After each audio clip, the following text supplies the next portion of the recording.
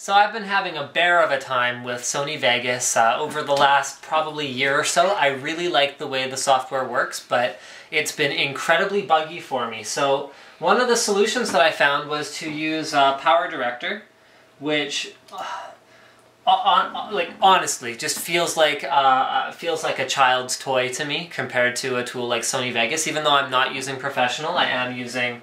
No, I don't want to do that. I am using Sony Vegas...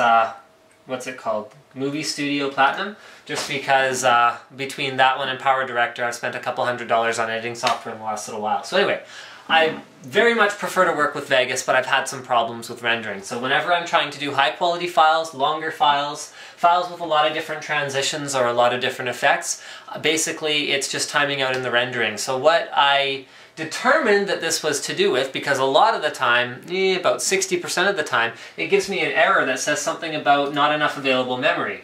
Well, newsflash for you Sony Vegas, my system has 24 gigs of memory.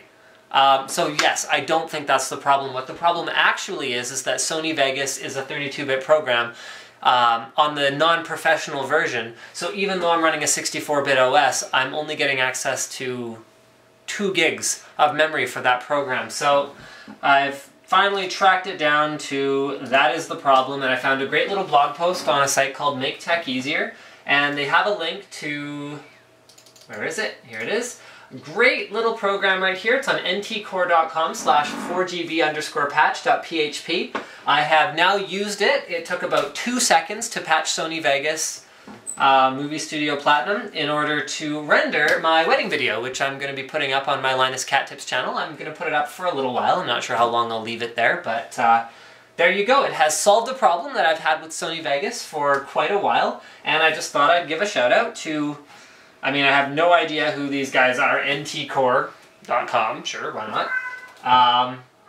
Yeah, so if you ever have a problem where you're running into memory issues on a system that clearly has enough memory in a multimedia type program or 3D rendering or whatever the case may be, or very large Excel files, if you accidentally installed the 32-gig version or 32-bit version of Office, then this could fix your problem. So thank you for checking out this little Linus tech tip, and don't